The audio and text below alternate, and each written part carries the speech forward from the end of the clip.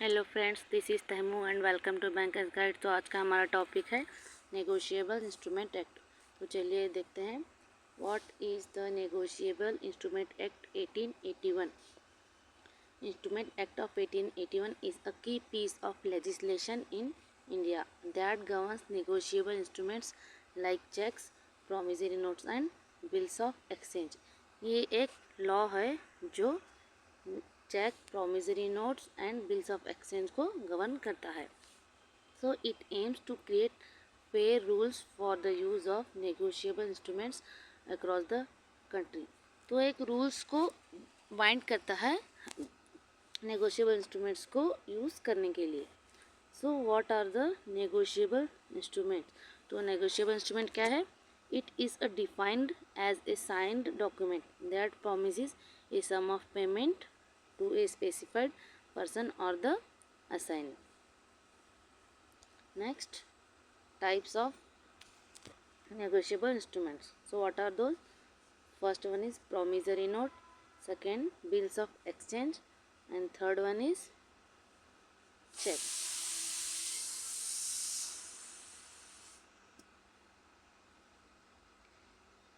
So let's see promissory note क्या है. It is a written unconditional promise by a debtor. Debtor means maker to pay a specific sum to a creditor or payee. तो ये क्या है? Return unconditional promise है। किसके तरफ से? डेटर की तरफ से, जिसने कर्ज लिया है। जो जिसने कर्ज दिया है उसको ये प्रॉमिस करता है कि वो एक पर्टिकुलर डेट तक उसको इतना सम देगा। सो इधर उसका एक प्रॉमिसरी नोट का मैंने इमेज अपलोड किया है आप लोगों के लिए। सो आई जेन Monro do promise to pay City Finance Company the sum of $50,000. The payment is to be made in the form of 300 equal payments at 6% interest or $322.15 payable on the first of each month beginning 8/1/2005 until the total debt is satisfied. So इस तरह से एक promissory note होता है जिसमें जिसने date लिया है वो साइन करके प्रॉमिस करके क्रेडिटर को देता है। The second one is bills of exchange. It is a written order from a creditor who is called a drawer instructing a debtor drawee to pay a sum of money to a payee involving 3 parties. So bills of promissory note में कितने parties होते हैं? Maker और पेई. और bills of exchange में कभी 2 भी होते हैं, कभी 3 भी होते हैं. ये किसके ज़रिए बनाया जाता है? जब भी कोई सेलर परचेज़र को उधारी पे सामान बेचता है तो क्या करता है, उसको एक बिल्स ऑफ एक्सचेंज बना के देता है कि इस दिन को तुम मुझे इतना पैसा दोगे. तो परचेज़र क्या करता है, उस पर अपने साइन करके वापस क्रेडिटर को दे देता है. और इसमें 3 पार्टीज़ या फिर कभी कभी 2 पार्टीज़ होते हैं. कैसे? जब सेलर बनाता है और परचेज़र को देता है, और जब परचेज़र सेलर को उसका अमाउंट रिटर्न कर देता है तो उसमें 2 पार्टीज़ होते हैं. अभी मान लो सेलर ने इसको बनाया और बायर ने एक्सेप्ट कर लिया, मगर मान लो सेलर को अभी पैसों की नीड है, मगर उसमें 3 मंथ्स का टाइम लिखा है, मगर अभी 3 मंथ्स कंप्लीट नहीं हुए हैं और बायर ने उसको पैसा, बायर के पास सेलर को देने के लिए पैसा नहीं है. तो सेलर क्या करता है, बैंक के पास जाता है और बोलता है मेरे पास से ये एक बिल्स ऑफ एक्सचेंज है, तो इस पे आप मुझे पैसा दे दो. तो बैंक क्या करता है, सेलर को पैसा दे देता है. और जब ये डेट होती है तो तब बैंक परचेज़र से वो पैसा कलेक्ट कर लेता है. तो तब इस केस में 3 पार्टीज हो जाती हैं, drawer, drawee and payee. Next ये है बिल ऑफ एक्सचेंज का इमेज. इसमें क्या है, goods sold by Ramesh to Harman on credit. तो ये रमेश है और ये हरमन है. इसने क्या किया, इसको सामान सेल किया ऑन क्रेडिट, मतलब उधारी पे सेल किया, मगर in return of purchase consideration Harman don't have the cash to pay. So Ramesh draw a bill on Harman sent it to her for acceptance. तो इसके पास हरमन को, रमेश को देने के लिए हरमन के पास पैसा नहीं है, तो इसने एक बिल ऑफ एक्सचेंज बनाया और इसको दे दिया. और Harman gives her acceptance for the bill. So Harman ने इसको एक्सेप्ट करके क्या किया, वापस से रमेश को दे दिया। तो इसमें दो पार्टीज हो गए, ये ड्रावर हो गया और ये ड्रावी हो गया। और अगर अभी रमेश को पैसों की ज़रूरत है तो वो बैंक के पास जाके इसको तुड़वा सकता है। तो उस केस में ड्रावर, ड्रावी एंड पेई, ये तीन पार्टीज हो जाएंगे।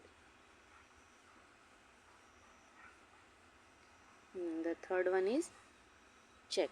तो चेक क्या है, हम सभी जानते हैं, a cheque is a written dated and signed order from an account holder instructing their bank to pay a specific sum of money to a named person और एंटिटी। तो ये क्या है, एक डॉक्यूमेंट है जिसपे डेट और साइन किया होता है कस्टमर के द्वारा, जिसमें कस्टमर बैंक को ऑर्डर देता है कि इतना अमाउंट ए पर्टिकुलर कस्टमर को देना है। So parties involved in check are drawer, drawee and payee। तो ड्रावर कौन है, the account holder writing the cheque. जो अकाउंट होल्डर जिसके नाम पे चेक है, जो चेक बनाता है, वो होगा ड्रावर। एंड ड्रॉवी कौन है, the bank responsible for paying the money.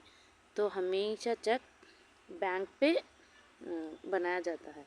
तो बैंक को कस्टमर को पैसा देना होता है, जो जो पैसा देता है वो होगा ड्रॉवी। सो पेई कौन है, जिसको पैसा मिलता है।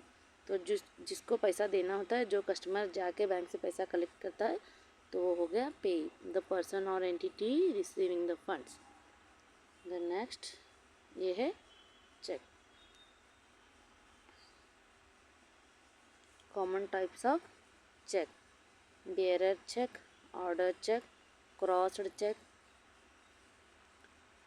Account pay cheque, self cheque, post dated cheque, stale cheque, ante dated cheque, travellers cheque, blank cheque and mutilated cheque and bankers cheque और डिमांड ड्राफ्ट। तो चलिए वन बाय वन देखते हैं। बेयरर चेक क्या है, payable to the person holding और presenting the cheque at the bank. तो कोई भी जिसको, मान लो मैंने किसी को चेक दिया, तो वो जाके बैंक से पैसा कलेक्ट करता है, या फिर वो किसी और के ज़रिए भी कलेक्ट करवा सकता है। बस मैं चेक पे साइन करके दूंगी और उस पर जिसका नाम लिखा होगा वो जाके उधर से पैसा कलेक्ट करेगा। तो ये हो गया bearer cheque. And order cheque, order cheque क्या है, payable only to the person whose name is mentioned on the check, usually requiring identity verification। तो ऑर्डर चेक क्या है, इधर है, इधर क्या हुआ, पे टेक लाइन। तो टेक लाइन को ही पैसा देना होगा। तो ये हो गया आपका ऑर्डर चेक, जिसको पैसा देना है उसका नेम लिखा होगा। सो क्रॉस्ड चेक क्या है, cheque features two parallel diagonal lines indicating it cannot be cashed at the counter but must be deposited into bank। तो एक क्या है, ये जो चेक है इस पर ड्रॉर क्या करता है, सॉरी हाँ ड्रॉर क्या करते हैं, यहाँ पे दो ऐसे क्रॉस लाइन बना देता है। मीन्स ये चेक जिसके अभी इस पर क्रॉस लाइन नहीं होता, टेक लाइन क्या कर सकता था, जाके बैंक से पैसा विड्रॉ कर सकता था। मगर एक दो क्रॉस लाइन बनाने की वजह से क्या है, तो टेक लाइन पैसा विड्रॉ नहीं कर सकता है, बस उसका पैसा अकाउंट में ट्रांसफ़र होगा। तो ये हो गया cross cheque. Account payee cheque similar to cross cheque but ensures funds are credited only to the account of the specific payee. तो ये क्या, अकाउंट पेई चेक मीन्स क्या है, ये जो चेक होता है इस पर यहाँ पे जो क्रॉस पे इधर अकाउंट पेई करके लिख दिया जाता है। मीन्स इस चेक पे जिसका नाम है उसी को ही ये पैसा मिलना है। So what is self check issued by the account holder to withdraw money from their own account। तो जिसका अकाउंट है वो जाके चेक पे सेल्फ लिख के अपना खुद ही पैसा निकालता है, तो उसको बोलते हैं self cheque. Post dated cheque, what is post dated cheque, issued by the dated for a future, it cannot be cash until that date, commonly used for EMI payment। So post dated check means, मान लो आज क्या है 26 जनवरी है, मगर उस पर 31 जनवरी का date लिखा है, तो उससे पहले मैं उस चेक को एनकैश नहीं करवा सकती। So the next one is stale cheque. Stale cheque क्या है, a cheque that is presented after its validity period has expired usually 3 months from the date of issue.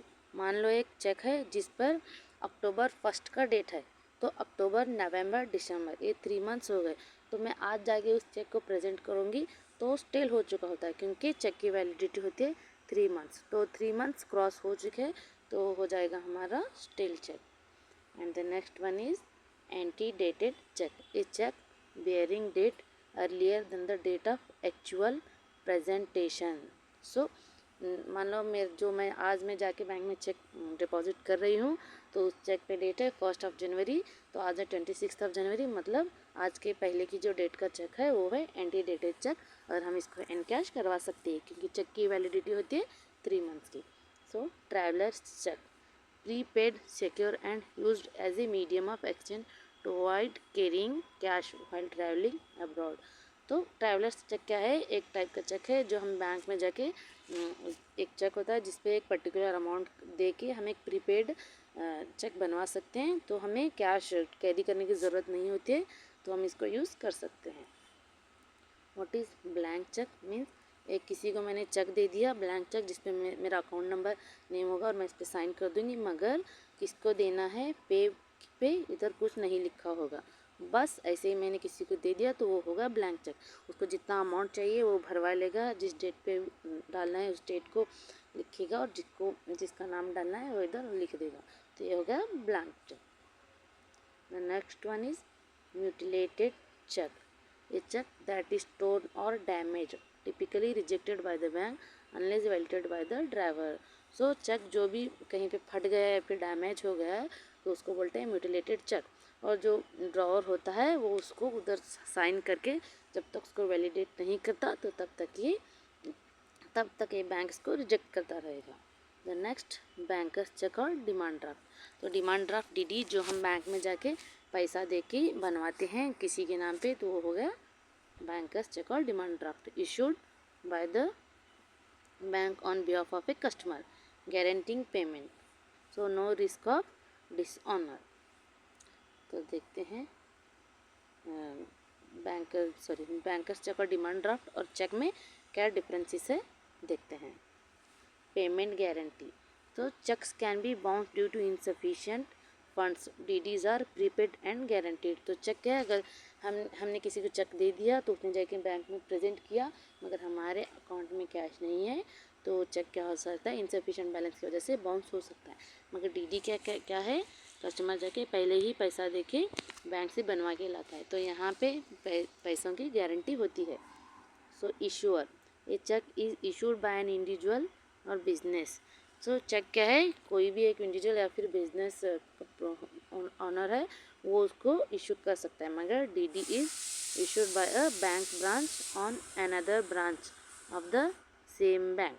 तो ये कौन इशू करता है? बैंक इशू करता है, और चेक एन इंडिविजुअल और फिर बिजनेस जो बैंक का कस्टमर होता है वो इशू करता है। So risk, cheques have a higher risk of dishonour. तो अगर अकाउंट में पैसा ना होगा तो चेक डिसऑनर होगा। सो डीडीज आर वेरी सिक्योर, उनके जिसके नाम पे बनाया जाता है वो जाके बैंक से पैसा निकाल सकता है। So signature, cheques require the signature of the account holder, DDs do not require the purchaser signature for encashment. तो चेक पे क्या है, अकाउंट होल्डर का साइन होना चाहिए, मगर डीडी पे कोई साइन की रिक्वायरमेंट नहीं होती है। कैंसलेशन, सो चेक को स्टॉप या कैंसिल किया जाता है, किसके द्वारा? इशूअर के द्वारा कैंसिल किया जा सकता है, मगर डीडी एक बार इशू कर दिया तो उसको कैंसिल नहीं कर सकते। सो फीस, चेक्स को लिखने के लिए कोई भी फ़ीस की ज़रूरत नहीं होती, कोई भी बिना फीस के चेक इशू करता है क्योंकि अकाउंट होल्डर ही चेक को इशू करता है। While banks charge a commission for DDs, तो डीडीज बनाने के लिए बैंक क्या करता है, अमाउंट के बेसिस पर फीस चार्ज करता है। So open cheque and cancelled cheque. Open cheque क्या है, वो cheque that is not crossed and can be cash at the bank counter, bearer and self cheques. So cheque जो हम जाके बैंक में पैसा डिपॉजिट करके पैसा निकाल सकते हैं, तो वो हो गया ओपन चेक। और कैंसल्ड चेक क्या है, जो मान लो ये एक चेक है तो इस पर क्या कर दिया हमने, ऐसे करके कैंसल्ड करके लिख दिया, तो ये हो जाएगा कैंसल्ड चेक। सो सो और एक बात आपको याद रखना है, ये cheque with cancelled written cross it used to verify banking details KYC rather than for